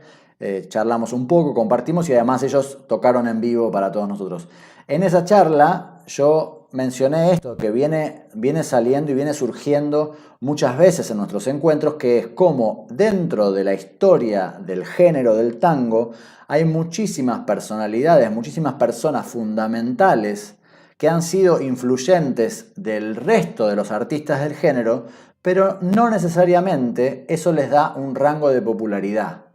Muchas veces el público reconoce ciertos nombres o ciertos artistas que son los que más han trascendido desde lo que hoy llamamos mediático, ¿no es cierto? Desde la visibilidad, pero así como Osvaldo Pugliese en el Teatro Colón reconocía que todo lo que a él se le adjudica hubiera sido imposible, artísticamente hablando, sin los músicos que lo han acompañado durante todos los años que él tocó. Y el tipo, al final de su carrera, en un homenaje inmenso en el Teatro Colón de la ciudad de Buenos Aires, se toma también el tiempo y el trabajo de decir, agradezco muchísimo los elogios que me dan, sepan que no podría haber hecho nada de todo lo que hice sin los músicos que me han acompañado, y que es mérito de ellos también. Fíjense cómo Astor Piazzolla destaca como el padre, como la influencia más grande de todos los que nosotros conocemos, de Troilo, de Pugliese, ¿sí? De él mismo, de Astor Piazzolla, a un personaje que todos sabemos bien que no ha llegado a la fama de la manera que han llegado otros, ¿sí? Como tal vez Juan D'Arienzo o el mismo Astor Piazzolla, ¿sí? Que son nombres que resuenan mucho más en el inconsciente colectivo, ¿sí? Esto de, ser del palo o no ser del palo. ¿Qué quiero decir? Por ahí los que vamos a la milonga, los que estamos en el mundo del tango, nos hemos cruzado con el nombre de Alfredo Gobi, ¿sí? No digo todos, pero muchos nos hemos cruzado porque estamos ahí adentro. Pero hay personalidades del tango que han trascendido esa frontera del ambiente, ¿no? D'Arienzo es una de ellas. Astor Piazzolla es otra, Osvaldo Pugliese es otra, pero no sé si Alfredo Gobi logró eso. De hecho, en la charla de Ignacio Barchowski, él hace una mención muy interesante sobre la cantidad de grabaciones que hay de Gobi y la cantidad de grabaciones que hay de otras orquestas. Si mal no recuerdo, dio un número como que D'Arienzo, mientras D'Arienzo tiene 1000 grabaciones, la orquesta de Gobi tiene menos de 100, tiene apenas 80 grabaciones. Sin embargo, Piazzolla lo nombra como el padre de los estilos de todas las demás orquestas. Digo, pavadita de, de presentación, ¿no es cierto? Alfredo Gobi. Entonces, vamos ahora sí a escuchar la versión del tango Racing Club de la orquesta de Alfredo Gobi. Como hicimos recién, la escuchamos una vez completa, ¿sí? Y después la analizamos parte por parte. Vamos a ir.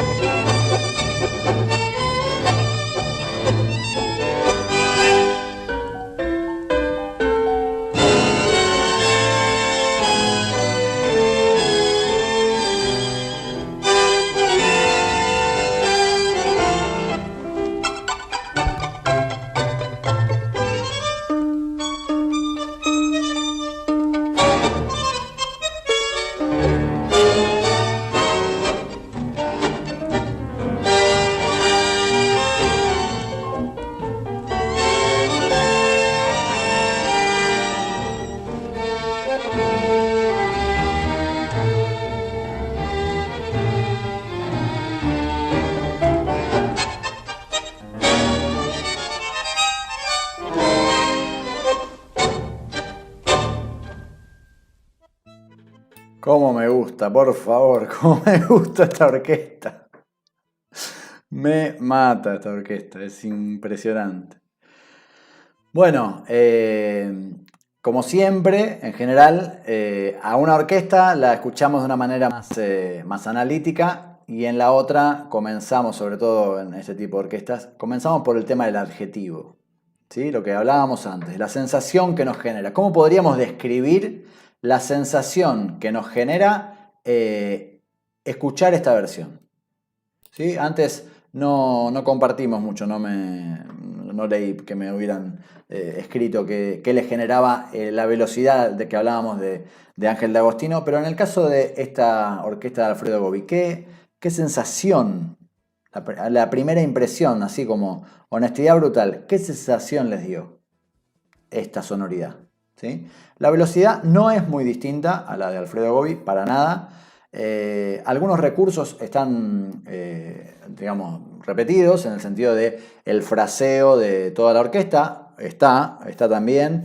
El tema de los acentos medio inesperados también está. Pero bueno, vamos a ver ahora, cuando lo analicemos parte por parte, la cantidad de ingredientes que hay. ¿Sí? ¿Se acuerdan que dijimos que D'Agostino dosificaba la información y la cantidad de ingredientes? Y vamos a ver qué hace Alfredo Gobi, que es aguante Gobi, dice acá. Muy bien. Paz Giorgi, muy bien. Ya que tengo un par de ausentes, Giorgi, ¿eh? Tengo un par de ausentes la semana pasada. Bueno, vamos parte por parte. Nos vamos a nuestro rinconcito con el dibujo de la música. Creo que estamos bien ahí. Sí, señor. Nos vamos entonces a nuestro rinconcito musical y nos ponemos a analizar parte por parte. Hay una sección que me mata, ahora la vamos a escuchar. Es genial.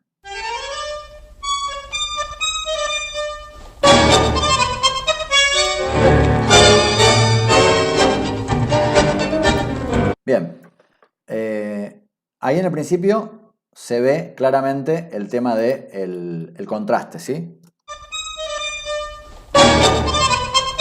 ¿Sí? Recurso que ya vimos que usaba también Ángel D'Agostino. Estamos en los primeros segundos. Ahora, observen el dibujo.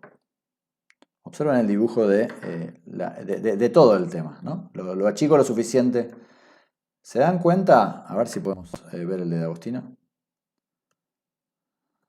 Miren, este es el de D'Agostino. No sé si se va a apreciar. El tema de los contrastes. Este dibujo es mucho más continuo. Los picos son altos, ¿sí? Los volúmenes son altos durante más tiempo. No hay tanto contraste. No hay un gran volumen y un silencio inmediatamente después. Vamos a la versión de D'Agostino, miren. ¿Ven? En la de D'Agostino, después de un momento... Se ve el cursor, ¿no? Sí. Después de un momento de gran volumen, viene uno de bajo volumen. Viene uno de gran volumen, viene uno de bajo volumen. Viene uno de gran... O sea, es alternado el recurso, ¿no? Fuerte, suave, fuerte, suave, fuerte, suave. ¿Sí? Contraste, claro, oscuro, ¿no? Tan usado ese recurso. Bien, fíjense cómo es el dibujo de la versión de Gobi.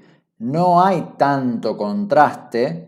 No es tan claro el contraste, pero sí podemos notar lo que se llaman picos, ¿sí? O sea, se ve claramente que hay momentos que se destacan, pero no es que después bajan, no es como por secciones, ¿se entiende?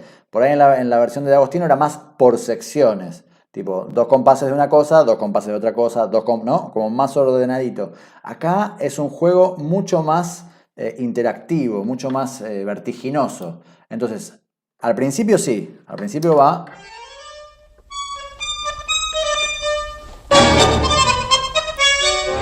A partir de ahora va a ser más sutil el cambio.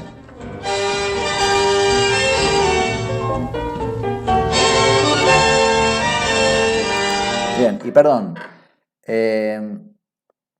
Si bien está fraseando, ¿no? Como con toda la fila de violines y de bandoneones la frase, al igual que D'Agostino, no sé si llegan a escuchar detrás, ya hay marcato. Ya hay marcato. Empezamos, acuérdense, D'Agostino no usaba el marcato de entrada y Gobi sí.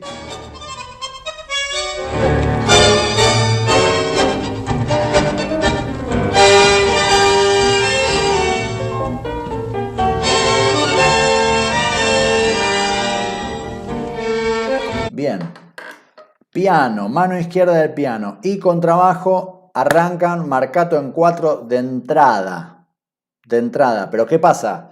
Mano izquierda del piano y contrabajo contra bandoneones y violines tocando melodía. Claro, es un poco despareja esa competencia, ¿no? Ese marcato en 4, si bien el marcato en 4 es un recurso bien rítmico, no llega a funcionar percusivamente como tal vez lo hiciera la orquesta de D'Arienzo, su marcato chan, chan, con toda no llega a funcionar de apoyo rítmico porque es sutil, es demasiado sutil, está en un registro grave y en el fondo de la orquesta, ¿sí? Y los comentarios, ¿se acuerdan los comentarios de D'Agostino? Pam, pum, trin, trin, pam, pum, bien en los extremos del piano, o muy grave o muy agudo, y entrando a la cancha cuando la orquesta hace silencio. Los comentarios del piano en la orquesta de D'Agostino aparecían cuando no había nada, cuando la melodía había terminado y estaba ahí la oportunidad. El silencio era la oportunidad para hacer un comentario. Vamos a escuchar los comentarios del piano, ¿sí? que hace Gobi. Vamos a ver si los pueden reconocer.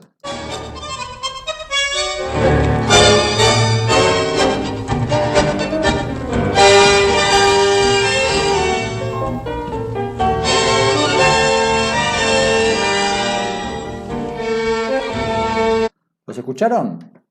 Son difíciles de reconocer, ¿eh? Porque parecen parte de la orquesta. O sea, están metidos, primero, no están en los registros extremos y no son, digamos, agresivos. Son muy, muy sutiles. Vamos de nuevo. ¿Parezco? Bueno, ahora les voy a contar una anécdota.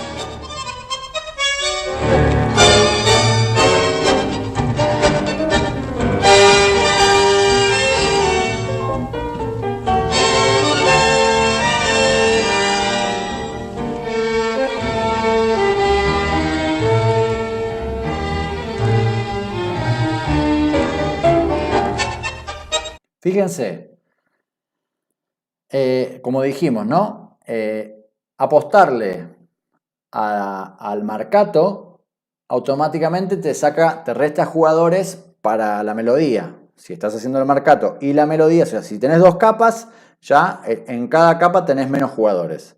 Y si encima le agregás una tercera capa, se empieza a repartir más el asunto. Fíjense cómo él, en un momento donde la orquesta de D'Agostino le ponía todas las fichas a la melodía, ¿sí? Todas las fichas a la melodía, él hace un marcato. Un marcato muy particular, ¿sí? Vamos a escucharlo. Y además le agrega una voz intermedia a modo de comentario, pero ya en este momento se van a dar cuenta que es más una segunda voz, o sea, es más melódico, con el piano. Escúchenlo, a ver si es justo esta parte.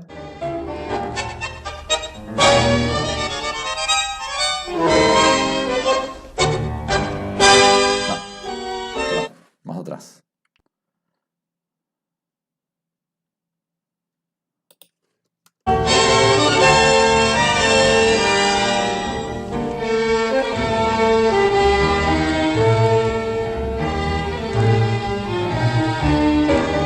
El marcato. Rum pum pum pum tum, rum pum pum pum tum, rum pum pum pum pum. Una mezcla de síncopa y marcato en 4. Rum pum pum pum es una síncopa. Pum más el cuarto. Rum pum pum pum pum, rum pum pum pum pum. ¿Sí? Marcato raro. Y además, ¿o no? Perdón un poquito. Acá.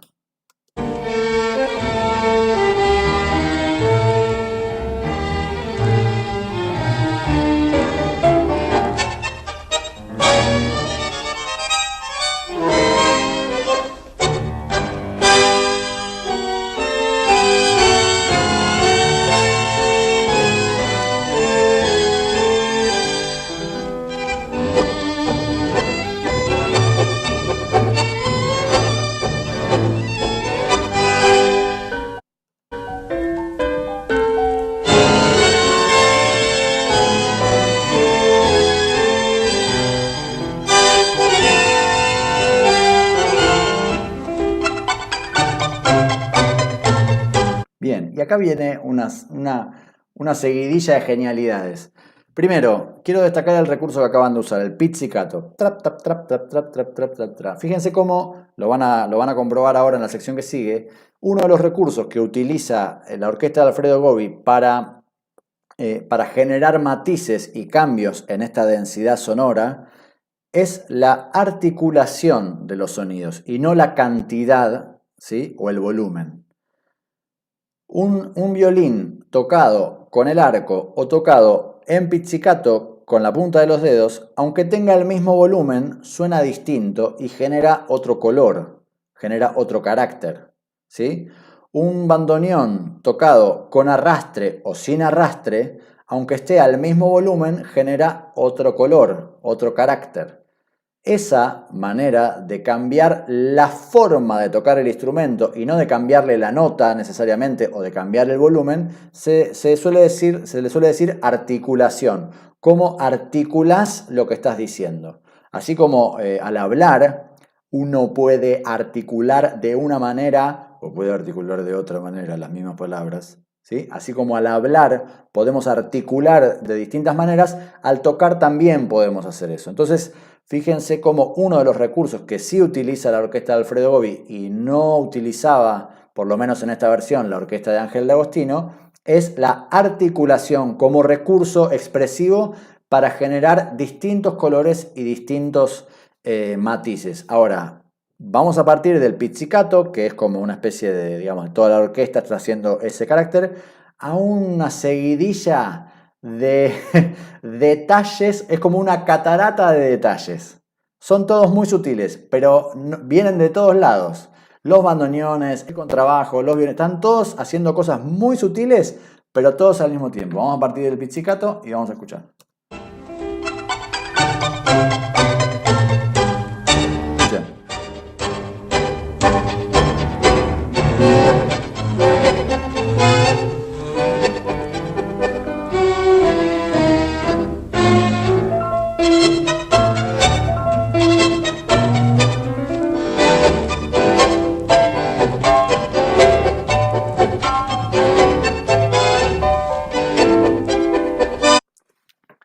¿Qué cosas pudieron reconocer? Les voy a dar nombres y ustedes van a ver qué pudieron reconocer. Arrastres, ¿no? En vez de chan, chan, chan, tocar arrastres. Lo pueden hacer el bandoneón, lo puede hacer el contrabajo. Síncopas. Pan, pan, pan, pan, acentos sincopados. ¿Sí? Fíjense ese acento mientras nosotros venimos 1, 2, 3, 4, 1, 2, 3, 4, 1, 2, 3, 1, 2, 3, 1, 2, 3, 1, 2, 3, 1.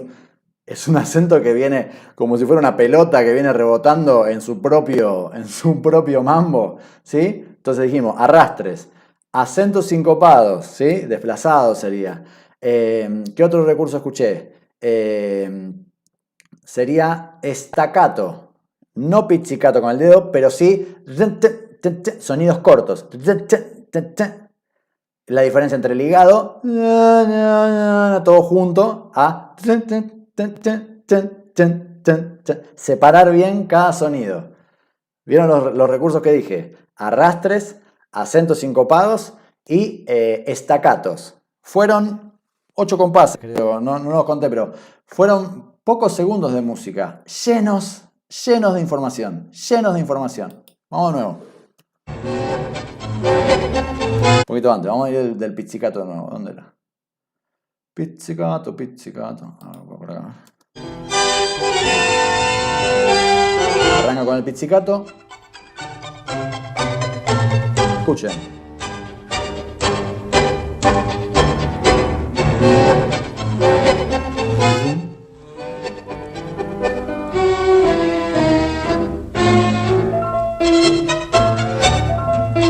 Escuchen el piano.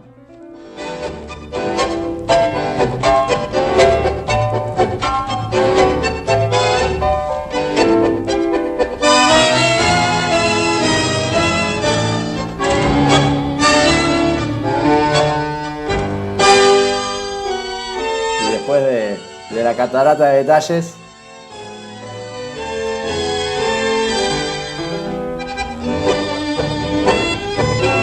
Bien, ¿se acuerdan lo que dijo Astor, no? Que de hecho lo dice, bueno, lo destaca Ignacio también en su charla. Muchas orquestas, mucho después de que Gobi hiciera tocara de cierta manera, incorporaron ese estilo. Escuchen este marcato en dos, bien, pero bien parece Pugliese, mirá, escúchenlo.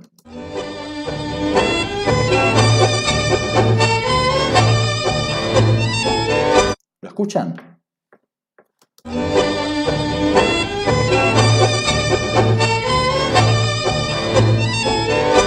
Pero ¿qué pasa? ¿Por qué no termina de ser Pugliese? ¿Qué les parece? El marcato en 2 está, pero hay algo que también está acá en Gobi, que si fuera Pugliese por ahí no estaría. Y vamos de nuevo a esto. Cuando uno le juega las fichas a pocas capas, ¿qué gana? Gana jugadores en cada sector. Cuando vos mandás unos adelante y otros a defender, bueno, en cada línea tenés más jugadores de la orquesta. Cuando le empezás a apostar a sumar capas, y bueno, tenés que empezar a repartir la gente y tenés menos jugadores. Fíjense que acá hay un claro marcato en 2, bien al estilo Pugliese, que bueno, deberíamos decir al estilo Gobi, ¿no? Pero además hay un marcato en 4 de los fuelles, bien staccato, y además está la melodía. Escúchenlo de nuevo.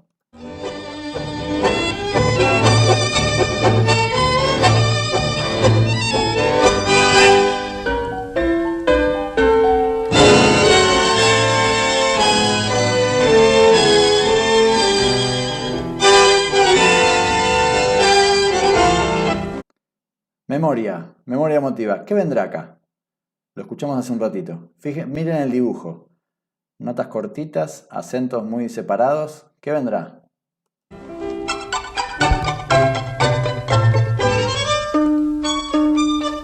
Ay, esa parte me mata. Escuchen lo que hace el violín con el pizzicato, pero totalmente sincopado. Escúchenlo, es genial. ¿La escuchan? No llega a ser una guitarrita, que es un efecto que hacen los violines, pero es muy bueno.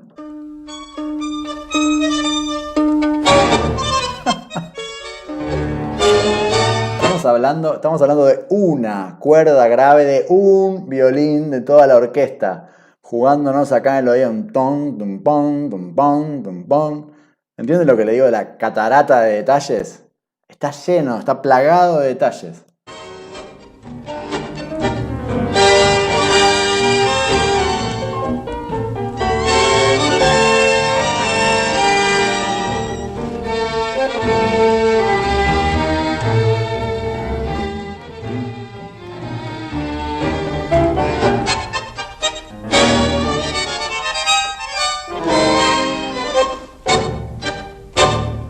Qué troesma, por favor.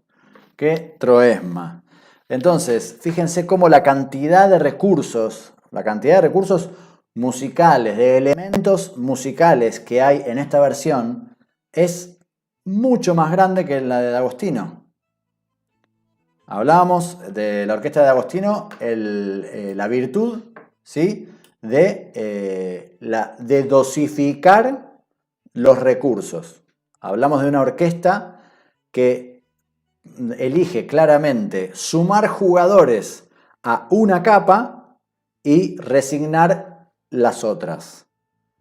Elige muy inteligentemente la carta que va a jugar, la capa que va a destacar, pero manda todos al frente, ¿sí? Fíjense cómo la orquesta de Alfredo Gobi es, como venimos diciendo, una catarata de detalles. Es mucha la información que nos está llegando en el momento que escuchamos la orquesta de Alfredo Gobi, y como bien destaca Ignacio en la charla, recuerden, les dejé en los comentarios un link para que vean la charla completa de Ignacio Barchowski acerca del estilo de Alfredo Gobi. Todos estos recursos no se repiten durante mucho tiempo en un tango. Mete uno, mete el otro, viene de allá, viene de acá, te lo dice el violín, te lo dice el bandoneón, te lo dice el contrabajo, y es una catarata, no paran de llegar los detalles y las sutilezas. Entonces, si bien las percibimos todas, porque están muy bien acopladas, todas tienen su lugar. Donde uno se cayó aparece el otro. Es un trabajo de polifonía, así se llama en música, cuando las notas que toca un instrumento encajan perfecto y no, digamos, no apiladas, ¿no? Sería, por ahí, si Caro de Bassi sigue por ahí, podríamos hacer un paralelismo con con la arquitectura, digamos. Uno puede poner una cosa arriba de la otra y decir encaja bien porque mide lo mismo y ocupa lo mismo, ¿sí? O puede buscar un encastre. Para que haya un encastre, donde una estructura deja espacio, la otra tiene que llenarlo ese espacio. Entonces, lo que hace Gobi con la polifonía, así se llama la manera de escribir, de componer, para que una voz justamente aparezca en escena donde la otra voz dejó un huequito. Lo que hablábamos de la oportunidad, lo que D'Agostino utiliza muy inteligentemente con esos comentarios del piano, pom pom, una vez que la frase terminó, ¿no? A una escala de frase completa, por frase, ¿no? Por tema, D'Agostino encuentra un hueco, que es el final, por ejemplo, y ahí mete un comentario. Perfecto. Bueno, Gobi le encontró muchísimos momentos y pudo ver la oportunidad en cada uno de esos momentos de agregarle un detalle musical. Es una visión mucho más detallista, ¿sí? Y es algo que, bueno, desde lejos, ¿sí? Desde lejos no se ve, diría. Desde lejos es difícil de apreciar con claridad, pero como les decía al principio, es inevitable percibirlo, es inevitable sentirlo. Tal vez es muy difícil, así a primera escucha, entender lo que está sucediendo, pero es inevitable percibirlo y que nos genere una sensación, como venimos hablando, ¿no es cierto? De eso no podemos escapar. Cada sonido nos genera una sensación. Eso es muy personal, pero es inevitable al mismo tiempo. Es inevitable que un tango, que una orquesta típica de tango tocando, no te evoque alguna sensación. ¿Sí? No tiene por qué ser la misma, no hay una regla para esto, pero es inevitable, es inevitable. Entonces, bueno, me parece que queda muy claro, por lo menos la diferencia entre estos dos estilos, grandes estilos del género. Como les digo, me encantan los dos, tienen mucha personalidad, claramente tienen mucha personalidad. Y sobre el mismo tango, en este caso Racing Club, fíjense cómo lo han tratado, cómo cada orquesta lo ha tratado. D'Agostino, con un finísimo en el sentido de muy acertado manejo de los recursos, ¿sí? Optimizando al máximo pocos recursos, utilizando pocos pero muy bien puestos, y Alfredo Gobi mostrándonos un mundo nuevo para mí. Mostrándonos donde por ahí no habíamos visto que había tantas oportunidades, mostrándonos cómo todo se puede transformar en una genialidad. Les puedo asegurar, volviendo a lo que hablábamos antes de por qué el género del tango fascina tanto a los músicos de todo el mundo, ¿no? Una música popular, folclórica, ¿sí? Es parte de nuestro folclore, tal vez no representa a la cultura de todo el territorio, pero por lo menos en el Río de la Plata ha sido la música cotidiana durante muchísimos años, una música folclórica popular con un nivel de detalle digno de un arreglo orquestal, de las mejores orquestas europeas. Creo que, o sea, es muy, en ese sentido, es muy rico este género. Y tal vez habría que consumir, digamos, mucho, por ejemplo, música barroca, ¿sí? Y música, ¿cómo decirlo? Y música sinfónica para poder comprender cómo este género tiene virtudes de otros géneros que tal vez han pasado como con más nobleza, ¿no? Como con una chapa más importante, ¿no? Sí, porque Bach en sus composiciones, la polifonía, por ejemplo, este tema que estamos hablando, es un tema que en la música clásica se estudia mucho. ¿Cómo trabajan la polifonía cada uno de los compositores? Bueno, yo les puedo asegurar que este trabajo de polifonía que hace Gobi en un tango, ¿sí? Es para hacer un máster en composición. La cantidad de información La cantidad digamos, cómo enlaza las notas de un instrumento con las del otro, les juro que para muchos músicos académicos sería tema de investigación y de trabajo durante mucho, mucho tiempo, lograr componer o arreglar cualquier música que sea, pero con este nivel de detalle.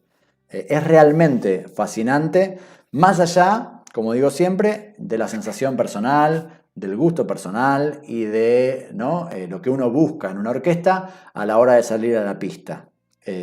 Creo que queda bastante claro porque a la hora de salir a la pista, la orquesta de Alfredo Gobi tal vez, me animo a decir, da demasiada información. Nos complica la historia. Nosotros salimos a bailar, queremos abrazarnos, queremos pasarlas bien y el tipo nos está dando cátedra. Todo el tiempo nos está dando cátedra. No está ahí para entretenernos. Nos está abriendo un universo de sonidos en cada tango. Entonces, bueno, tal vez para salir a bailar, y bueno, están los que les moleste tanta información, ¿no? Tipo, bueno, está bien, pero ahora no me puedo concentrar en todo eso y además moverme, o sea, no me da la cabeza para procesar toda esta información. Y por ahí la orquesta de D'Agostino usa, ¿no?, justamente este criterio de dosificar, de seleccionar y de mandar todos los jugadores a poner todas las fichas, ¿no? Un pleno sería, ¿no? D'Agostino le juega al pleno, pero sabe muy bien a qué jugarle. Pero en ese pleno, bueno, es más fácil, es más fácil, que quiero decir, es más amigable, esta palabra que siempre usamos, ¿no? Yo estoy preocupado por el abrazo, por la postura, por la dirección, por las otras parejas de la pista, ¿no? Ya tengo bastante de qué ocuparme.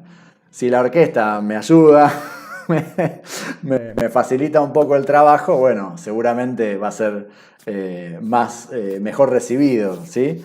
Entonces, bueno, espero que haya quedado claro, que haya sido útil la información y la manera de escucharlos y de analizarlos que tuvimos hoy. A mí, les digo, me encantan las dos orquestas, la de Gobi me fascina. Y claro, bueno, para bailar estaría buenísimo compartir las sensaciones, eso a mí me importa muchísimo, la sensación que nos genera bailar cada una de estas orquestas, porque es muy lindo poder sacar esa sensación al movimiento, o sea, tomarla como punto de partida para lo que le llamamos la calidad de movimiento, ¿sí? En los encuentros de los viernes de entrenamiento rítmico estamos viendo cómo muchas veces lo que le cambia el carácter o lo que le cambia la calidad al movimiento no es tanto la actitud, ¿no?, como la cosa más actoral, sino el ritmo. Simplemente ya cambiando el ritmo, ya el carácter se modifica. Bueno, si además podemos de alguna manera sacar esa sensación, darle una entidad en nuestro cuerpo y en nuestro movimiento, el baile empieza a cobrar mucho sabor, empieza a cobrar mucha personalidad y empieza a cobrar lo que yo digo, muchas cosas presentes, como del momento presente, ¿no? Si puedo reconocer lo que me está pasando, la sensación que tengo en el cuerpo y puedo trasladarla al baile, bueno, hago que cada vez que salgo a la pista, no como definiendo mi baile, sino cada día, cada noche, cada semana, cada momento que uno sale a la pista, poder bailar ese tango, ese día, con la persona que estás en ese momento, ¿no? Como darle un valor muy importante al momento presente. Entonces, bueno, esto de las sensaciones, por ahí a la hora de salir a la pista, y es muy importante, es muy importante. Si queremos analizar, para analizar, es un camino de ida, como les decía. ¿Cuán detallista se puede ser en el arte? Infinito, todo lo que vos quieras. Tenés toda la vida para seguir estudiando y metiéndote más adentro y siendo cada vez más detallista y más sutil, eso seguro. Pero como punto de partida, la sensación personal, ¿sí?, es, creo, mucho más determinante que el conocimiento teórico que puedas llegar a tener de algo. Claramente. Es como si cambias el punto de partida, ya cambias todo lo que viene adelante. Sería algo así, ¿no?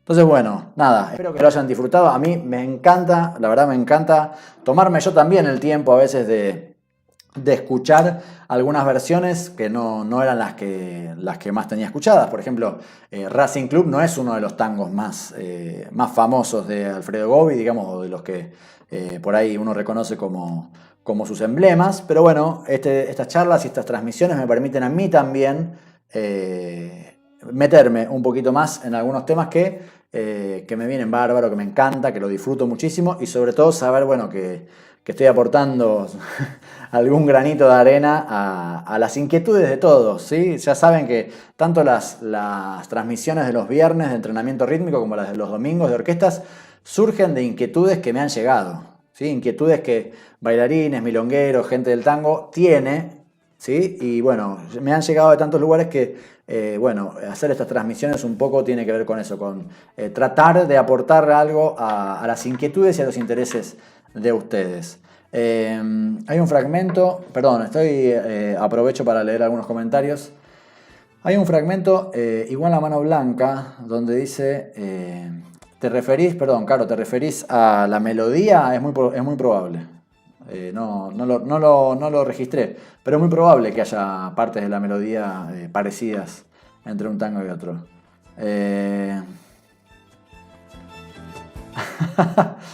Bueno, entonces vamos finalizando la transmisión. Los voy a dejar, para terminar la transmisión, los voy a dejar con... ¿vieron ese video de Piazzolla que empezaba hablando de Alfredo Gobi? Bueno, sigue tocando ni más ni menos que el tema que Astor le compone en homenaje a Alfredo Gobi. Así que nos despedimos hoy con Astor Piazzolla rindiéndole homenaje al maestro Alfredo Gobi. Lo preparo, como siempre, ahí estamos, muy bien. Y nos vemos el viernes que viene. Les quiero recordar, ayer hice una transmisión, sería solidaria, ¿sí? En la que compartí la música de Marco Antonio Fernández y su padre, Antonio Fernández, en vivo desde Montegrande, desde la casa de ellos. Ellos hacen transmisiones todos los días, a las 8 de la noche a través de Facebook. Buscan Marco Antonio Fernández en Facebook. Y en la transmisión de ayer, que está en YouTube, ¿sí? Está en YouTube, hay links de pago que son para Marco y para Antonio, ¿sí? Generalmente yo tengo en las descripciones de mi video tengo los links de Mercado Pago y de PayPal para mi canal, para los que digamos están apoyando mi trabajo. Nuevamente, mil gracias a todos los que están haciendo aportes. Es increíble, nada, como les dije, superó muchísimo mis expectativas. Me están ayudando un montón a poder seguir sosteniendo este espacio. Pero en el video de Marco Antonio Fernández, los links que van a encontrar son para él. Son para Marco Antonio y para su padre, para Antonio.